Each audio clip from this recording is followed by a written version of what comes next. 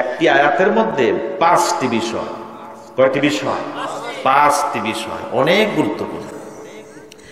আল্লাহ রাব্বুল আলামিন কোরআনুল কারীমের সূরা নামের 152 নম্বর আয়াতে রব্বুল আলামিন স্পষ্টভাবে বলছেন যে তোমরা ওয়ালা তাকরাবু মালাল ইয়াতীমি ইল্লা বিল্লাতি হিয়া আহসানু হাত্তা ইয়াবলুগা আশুদ্দা।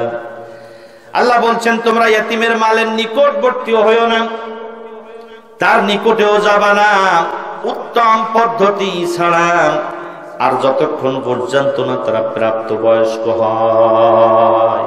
এটা এক। এতিমের সম্পর্কে আল্লাহ তাআলা এখানে বলছেন। এখন এতিম কাকে বলে এটা আগে বুঝে নেওয়া দরকার। এতিম হলো সেই ব্যক্তি, এতিম হলো সেই যার পিতা নাই, মাতা নাই, পিতা অথবা মাতা নাই, সে হলো এতিম। এখন এতিমের বয়স সীমা কেমন? বয়স সীমা হলো, এতিম হলো সেই ব্যক্তি, সেই পর্যন্ত হবে মিশকাতের বর্ণনা অনুযায়ী যে এতিম হবে সেই ব্যক্তি সেই পর্যন্ত শরিয়াতের ফরজ অর্থাৎ নামাজ যতক্ষণ পর্যন্ত তার উপরে ফরজ হওয়ার বয়স আসবে না ততক্ষণ পর্যন্ত সে এতিম। নামাজ ফরজ আর মহিলাদের হায়েজ আসা পর্যন্ত এতিম থাকবে। হায়েজ এসে গেল এতিম আর থাকবে না। নামাজ ফরজের বয়স অর্থাৎ 10 অথবা 12টা মুফাসসিরদের ভিতরে, মুফতিদের ভিতরে একটু মত পার্থক্য রয়েছে, 10 অথবা 12 এটার বয়স আসতে সে আর এতিম থাকবে না, আর এর আগ পর্যন্ত সে এতিম। এখন অনেকে তো এতিম দাবি করে অনেকভাবে। এই 4 দলীয় জোটের সময় একবার ওই ধর্ম মন্ত্রণালয় থেকে এতিমদের জন্য এতিমখানার বিভিন্ন বরাদ্দ থাকত। এখন অনেক এতিমখানা তো এমন থাকে যে এতিমখানাগুলো ওই যে আপনার খাওয়ার জন্য, এতিমদের জন্য না, ওই নাম করে খাওয়ার জন্য থাকে অনেক এতিমখানা। ছাত্রপত্র নাই, খাতা কলমে আছে। এখন ওই 4 দলীয় জোট সরকারের আমলে ওই সময় দেখতাম যে খুব দেখে শুনে খোঁজ খবর রাখত। তা আমার এলাকায়, আমার গ্রাম্য এলাকায় এক এতিমখানায় এরকম একটা বাজেট আসছে। এখন ওখান থেকে অডিট আসছে। অডিটে সে দেখে যে ছাত্র নাই, এতিম ঠাতিম নাই, কটা বেঞ্চ পড়িয়ে আছে, আর কিছু নাই। এখন হঠাৎ করে এসে দেখলো ছাত্র কই, বলতেছে ছুটি হয়ে গেছে। তা কয়দিন ছুটি দিয়েছেন? 1 সপ্তাহ। কিছুদিন পরে বললো আচ্ছা ঠিক আছে, এই বলে অডিট মিনিস্টার চলে গেল। 1 সপ্তাহ পরে এসে দেখলো যে তাও আর নাই। এরপরে যিনি উনি পরিচালক ওনারা ধরেছে যে আপনার এতিম নাই, তাহলে এতগুলো টাকা আপনি করলেন কি? বলতে স্যার আপনি তো দিয়েছেন এতিমদের জন্য, তা আমারও তো বাপ মা নেই, আমিও তো এতিম, তা আমি খাইছি, সমস্যা কি? উনি বলে বুড়ো হয়ে গেছে, উনি বুড়ো হয়ে গেছে, ওনার বাপ মা নেই, তো বলতে এতিমদের জন্য তো দিয়েছেন, তা আমার তো বাপ মা নেই, আমি খাইছি, সমস্যা কি? এখন বুড়ো হলেও আপনি এতিম হবেন না। এতিমের বয়স সীমা হলো ওই পর্যন্ত। এতিমের মালের কাছে যাওয়া যাবে না যতক্ষণ পর্যন্ত সে বয়স প্রাপ্ত না হয়, অথবা উত্তম পদ্ধতি। এখানে উত্তম, আহসান শব্দটার অর্থ কি? উত্তম পদ্ধতিটা কি? উত্তম পদ্ধতির ব্যাখ্যা হলো এই, উত্তম পদ্ধতির ব্যাখ্যা হলো এই, সেখানে আপনি সেটাকে সংরক্ষণের জন্য যেতে পারেন, এটা হলো উত্তম পদ্ধতি। এতিমকে লালন পালনের জন্য যেতে পারেন, এটা হলো উত্তম পদ্ধতি। এছাড়া আপনি সেটাকে ধ্বংস করার জন্য সেখানে যেতে পারবেন না, ওই মালের কাছে যাবেন না, তার সম্পদের কাছে যাবেন না। এতিম তো একটি স্পর্শকাতর বিষয়। এতিমদের মধ্যে সবচেয়ে শ্রেষ্ঠ এতিম এই পৃথিবীর মধ্যে, সব এতিমদের সর্দার ছিলেন আপনার আমার নবী, বিশ্ব নবী জনাবে মুহাম্মদুর রাসূলুল্লাহ সাল্লাল্লাহু আলাইহি সাল্লাম। সব এতিমদের সর্দার তিনি ছিলেন। আমার বন্ধুগণ, এতিমদের ব্যাপারে আল্লাহ রাব্বুল আলামিন অনেক কথা বলেছেন। সূরা দোহা 9 নম্বর আয়াতে আল্লাহ পাক স্পষ্ট ভাবে বলেছেন, আল্লাহ পাক বলেছেন, ও নবী তুমি এতিমদের উপরে, এতিমদের ব্যাপারে কঠোর হইও না, এতিমদের ব্যাপারে কঠোর হইও না। এটা নবীর প্রতি নির্দেশ। চিন্তা করেছেন আপনি? আর সেই এতিমগুলোর এখন মাল মানুষেরা খায়, যেমন ইচ্ছা তেমন। এতিমের মাল স্বাভাবিকভাবে থাকে মামাদের কাছে আর চাচাদের কাছে, মামাদের কাছে আর চাচাদের কাছে এতিমের সম্পদ থাকে। এতিমগুলার মাল চাচারা আর মামারা এমন ভাবে খায়, লালন পালন করার নাম করে সেই সম্পদের সাথে নিজের সম্পদ ভুলাইয়া মিশাইয়া কোন রকম করে এতিমের মানুষ করে দিল ঠিক, কিন্তু তার জমা জমি সম্পদগুলো সব সে ব্যক্তি নিজের কক্ষগত করে নেয়। অথচ এতিমের মাল যদি খান তাহলে আপনি যেন আগুন খেলেন। কে বলেছেন এটা? আল্লাহ। আল্লাহ রাব্বুল আলামিন সূরা নিসার 10 নম্বর আয়াতে আল্লাহ রাব্বুল আলামিন স্পষ্ট ঘোষণা করেছেন, ইন্নাল্লাযীনা ইয়াকুলুনা আমওয়ালাল ইয়াতামা যুলমান ইন্নামা ইয়াকুলুনা ফি বুতুনিহিম নারা ওয়া সায়াসলাউনা সাঈরা। আল্লাহ তাআলা বলছেন, ইন্নাল্লাযীনা ইয়াকুলুনা আমওয়ালাল ইয়াতামা, যারা এতিমের মাল খায় অন্যায় ভাবে, ইন্নামা ইয়াকুলুনা ফি বুতুনিহিম নারা, সেজন্য তার পেটের ভিতরে জাহান্নামের আগুন ঢোকায়। ওয়াসায়াসলাউনা সাঈরা, অচিরেই সেই আগুনের মধ্যে সে ঢুকবে। এতিমের মাল যে খায় সেজন্য তার পেটের মধ্যে জাহান্নামের আগুন ঢোকানো। যেমন ইচ্ছা তেমন করে চাচারা আর মামারা এতিমের মালগুলোকে ভক্ষণ করে। অথচ আপনি পেটের ভিতরে আগুন ঢুকালেন, আপনার নামাজ কাজে লাগবে না, রোজা কাজে লাগবে না, হজ কাজে লাগবে না, যাকাত কাজে লাগবে না, যদি এতিমের সম্পদগুলোকে আপনি বুদ্ধি করে, যুক্তি করে, কৌশল করে আপনি বিভিন্ন ফন্দি এইটা যদি আপনি খেয়ে ফেলেন, নষ্ট করে ফেলেন। আল্লাহ পাক এটাকে কঠিন ভাবে নিষিদ্ধ করেছেন। এখন যদি কেউ খেয়েই ফেলেন, এখন আপনার দায়িত্ব হলো এতিমের সম্পদ এতিমকে ফেরত দাও। সূরা নিসার 2 নম্বর আয়াতে আল্লাহ তাআলা স্পষ্টভাবে বলে দিয়েছেন যে এতিমের সম্পদকে ফেরত দিয়ে দাও। ওয়ালা তাতাবাদদালুল খাবিসা বিত-তাইয়্যিব, তোমরা ভালো মাল খারাপ মাল দিয়ে বদল করে নিও না। এটা আল্লাহ তাআলা সূরা নিসার 2 নম্বর আয়াতে আল্লাহ বলে দিয়েছেন। আমার বন্ধুগণ, এতিমদের প্রতি দয়া দেখাতে হবে, এতিমদের প্রতি তাদের সম্পদকে রক্ষণাবেক্ষণ করতে হবে। একজন সাহাবী এসে বললেন, ইয়া রাসূলুল্লাহ, মুসলিম শরীফের হাদিস, আমার মন বড় কঠিন, শক্ত হৃদয় আমার। আল্লাহ নবী তখন বললেন, তোমার শক্ত হৃদয় যদি তুমি নরম করতে চাও, এতিম মিসকিনকে খাওয়াও এবং এতিমের মাথায় হাত বোলাও, আল্লাহ তাআলা তোমার মনটাকে নরম করে দেবেন। আল্লাহ নবী বলেছেন, এতিমের মাথায় হাত বোলাও। এতিমের মাথায় হাত বোলালে যত চুল তোমার হাত স্পর্শ করবে অতগুলা নেকি দিয়ে আল্লাহ তোমার আমলনামাকে ভরে দিয়ে দেবে। আবু দাউদ শরীফের হাদিস, আল্লাহ নবী বলেছেন, যে বাড়িতে একজন এতিম থাকে এবং ওই এতিমের উপরে ভালো আচরণ করা হয়, ওই বাড়িটা হলো সর্বোত্তম বাড়ি।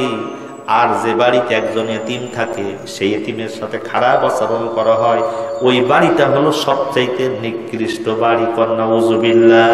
আল্লাহ নবী বলেছেন, যে ব্যক্তি এতিম লালন পালন করে, সে তার নিজের এতিম হোক অথবা তার পড়শি হোক, সে এবং আমি জান্নাতের মধ্যে 2টি আঙ্গুল দেখালেন এরকম পাশাপাশি জান্নাতের মধ্যে অবস্থান করব। সুবহানাল্লাহ। এতিমের প্রতি এত দরদ ইসলাম দেখাইছে। সুতরাং ইসলাম এতিমের প্রতি এই মর্যাদা দেখাইছেন। আল্লাহ বলছেন, তোমরা এতিমের সম্পদকে রক্ষা করো, তার মালকে রক্ষণাবেক্ষণ করো, তাকে হেফাজত করো।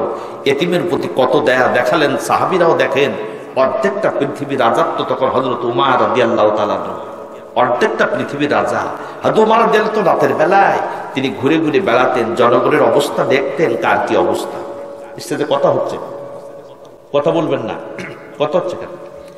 আমার বন্ধুগণ, হযরত উমর অর্ধেকটা পৃথিবীর রাজত্ব তার কাছে। রাতের বেলায় ঘুরে ঘুরে বেড়াতেন জনগণের অবস্থা দেখার জন্য। আমরা তো একটা ইউনিয়নেরও যদি চেয়ারম্যান হই, চেয়ারম্যানও দরকার নেই, একটা পার্টি নেতাও যদি হই, মোবাইল ধরার জন্য আর একজন লাগে, আছে না? আর অর্ধেকটা পৃথিবীর রাজত্ব। আমাদের কি গৌরবোজ্জ্বল ইতিহাস ছিল দেখেন। তিনি রাতের বেলায় বের হতেন, একটা অংশ আল্লাহর ইবাদত করে গভীর রাতে তিনি বের হয়ে যেতেন জনগণের অবস্থা দেখার জন্য। তিনি ঘুরতেছেন, ঘুরতে ঘুরতে দেখেন মরুভূমির মধ্যে আলো জ্বলতেছে, সেখানে বাচ্চার কান্নার আওয়াজ বের হচ্ছে। এই বাচ্চা দুটো ছিল এতিম, অসহায়, এদের পিতা হযরত ওমর কিন্তু এমনি রাগী মানুষ, তিনি বাচ্চার কান্না সহ্য করতে পারতেন না। কঠিন হৃদয়ের মানুষগুলো তারা কিন্তু হকপন্থী হয় বেশি, কঠিন হৃদয়ের মানুষগুলো হকপন্থী হয় বেশি, তারা যেমন কঠিন তেমন আবার নরম। বাচ্চাদের চোখের পানি হযরত ওমর সহ্য করতে পারতেন না। হযরত ওমর রাদিয়াল্লাহু তাআলা রাতের বেলায় বাচ্চার কান্নার আওয়াজ, তিনি চলে গেছেন ওখানে, যে বলছেন ভিতরে কে? আওয়াজ আসলো একটা মহিলার। আমি দেখলো হাড়ি নাড়াচাড়া হচ্ছে, হাড়ি নাড়াচাড়া করো, আগুন জ্বলে, বাচ্চাদের খাওয়াও নাই। মহিলা বলতেছেন, ওগো পথিক, তুমি কে? তোমারে তো চিনি না। এই দুটো বাচ্চা আমার, এদের পিতা দুনিয়ার বুকে বেঁচে নাই, অভাবের তাড়নায়, খাদ্য সংকটের কারণে খাদ্যের অনুসন্ধানের জন্য আমি এই রাজ্যের ভিতরে এসেছি, কিন্তু খলিফার দরবার পর্যন্ত যেতে পারি নাই। ক্ষুধার যন্ত্রণায় বাচ্চাগুলো কাতর হয়ে যাচ্ছে, শুধু আমার কাছে খাদ্য চাই। আমি খাদ্য দেব কেমনে? তাই হাড়িটা চুলার উপরে দেওয়ার ভিতরে কিছু পাথর দিয়ে নাড়াচাড়া করতেছি আর বলতেছি, একটু থাম, এই রান্না হলেই তারপরে তোরা খাবি। একটু ঘুমায় পড়েছিল, আবার উঠেছে, আবার ঘুমায়, আবার ওঠে। কোন রকম বুঝ দিয়ে এখন আর রাখতে পারছি না। আমার হাড়ির ভিতরে তো কোনো রান্নার কোনো কিছু না, আমার হাড়ির ভিতরে আমি নাড়াচাড়া করতেছি মরুভূমির পাথর। হযরত ওমর কেঁদে ফেললেন। হযরত ওমর বলেন, আমার মনে হলো যেন আমার পায়ের তলা থেকে মাটি সরে যাচ্ছে। হযরত ওমর বললেন, মা একটুখানি অপেক্ষা করো, আমি আসতেছি। ছুট দিলেন, সেখান থেকে বাড়ি চলে আসলেন, রাজ্যে চলে আসলেন। রাজ্যে এসে বাইতুল মালের খাদেম আসলামকে ডেকে বললেন, আসলাম তাড়াতাড়ি করে দরজা খোলো, বাইতুল মালের দরজা খোলো। আমি দুই এতিম অসহায় বালকের যে অবস্থা দেখে এসেছি, সারা জীবনের আমল বুঝি আমার এখানে শেষ হয়ে যাবে। তাড়াতাড়ি করে দরজা খোলো, বস্তা বের করো, খাদ্য, রুটি, শুকনা রুটি, সবগুলো খাদ্য পানি সব ব্যবস্থা করো। সব কিছু খাদ্য পানি ঢোকানো হলো। এই বোঝাই করা বস্তাটা হযরত ওমর তখন আসলামকে বলেন, আসলাম অন্য দিনের বোঝা তুমি বহন করো, কিন্তু আজকের বোঝা তোমার না, আমার উপরে উঠায় দাও। হযরত আসলাম বলেন, আমিরুল মুমিনিন, বোঝা বহন করার জন্য তো আমি হুকুমের খাদেম আছি, আপনি হুকুম দিলে আমি তো নিয়ে যাব, আপনি কেন নেবেন? হযরত ওমর বলেন, ওগো আসলাম, আজকের বোঝা তোমার দেব না। যে দৃশ্য আমি দেখে এসেছি, কিয়ামতের দিন আল্লাহর কাছে আমি জবাব দিতে পারবো না, সুতরাং আমার বোঝা আমার কাঁধে উঠায়া দাও। এই বোঝা ভর্তি করা নিয়ে হযরত ওমর ছুটলেন। আর আসলাম বলেন, আমি পিছনে পিছনে গেলাম, দেখতে গেলাম আমিরুল মুমিনিন কোথায় যায়। যে দেখলাম তিনি একটা তাঁবুর ভিতরে সালাম দিয়ে ঢুকলেন, দুটি বাচ্চাকে বেড থেকে, বিছানা থেকে উঠায়া দুই উরুর পারে নিলেন। উরুর পারে নিয়ে শুকনা রুটি আর খেজুর এগুলো আস্তে আস্তে করে নরম করে বাচ্চা দুটো দিয়ে খাওয়াচ্ছেন আর মাথায় হাত বুলাতেছেন। মহিলার বলতেছেন, এই রান্না করা খাদ্য পানিগুলো তুমি তাড়াতাড়ি রান্নার ব্যবস্থা করো। মহিলা রান্না করতেছে। চোখ পড়ে গেল হযরত ওমরের দিকে, দেখে হযরত ওমর দু চোখ বেয়ে পানি দড় দড় করে দাড়ি ভিজে জামার উপরে পড়তেছে। মহিলা বলতেছেন, ওগো পথিক, তোমার তো আমি চিনি না, তোমার তো আমি চিনি না, তবে আমার মনে হয় এই রাজ্যে রাজ্য প্রধান ওমর না হয়ে যদি তোমার মতো একজন ব্যক্তি হতো, তাহলে মনে হয় আমার এই কষ্ট আর করা লাগতো না। হযরত ওমর রাতের বেলা নিজের পরিচয় দিলেন না। পরিচয় না দিয়ে তিনি বললেন, মা আগামীকাল তুমি আমার ওই রাজ্যে যাইও, যে যদি সেখানে তুমি আমার দেখতে পাও, তাহলে তোমাকে আমি আরো বেশি কিছু দেওয়ার চেষ্টা করব। সকালবেলায় মহিলা দুটি বাচ্চাকে সঙ্গে করে নিয়ে রাজ দরবারে গেল। যে দেখলো গতকাল যিনি আমি তাকে মন্তব্য করেছিলাম যে এই রাজ্যের প্রধান ওমর না হয়ে তুমি হলে ভালো হতো, এই সেই পথিক। হযরতে ওমরের কাছে তখন ওই মহিলা যে বলতেছেন, ওগো খলিফা, গত রাত্রে না বুঝে আমি মন্তব্য করেছি, আল্লাহর হস্তে আপনি আমাকে মাফ করে দেন। হযরত ওমর বসা ছিলেন, দাঁড়ায় গেলেন, দাঁড়ায় গিয়ে বললেন, ওগো মহিলা, আমার কাছে মাপ চেতে হবে না, বরং আমি তোমার কাছে মাপ চাই। আমার রাজ্যের মধ্যে দুটি এতিম বালক নিয়ে যে আজ কয়েকটা দিন কষ্ট করেছো, আল্লাহকে সাক্ষী রেখে ওয়াদা করো, হাসরের ময়দানে তুমি যেন আমারে আসামি বানাবা না। সুবহানাল্লাহ। এতিমদের প্রতি এই দরদ ইসলামী রাষ্ট্রপ্রধানরা দেখিয়েছে। আর আজকে আমরা দেখি কেউ এতিমের সম্পদ খায়, আবার কেউ নিরপরাধ মানুষগুলো মেরে মেরে লোকদের ছোট ছোট বাচ্চাগুলোকে এতিম বানায়। ইসলাম এতিম বানায়ও না, এতিমের মাল খায়ও না। এজন্য এতিমের অধিকার রক্ষা করার জন্য ইসলাম ছাড়া বিকল্প কোনো পথ নাই। কথা বলে ঠিক কিনা?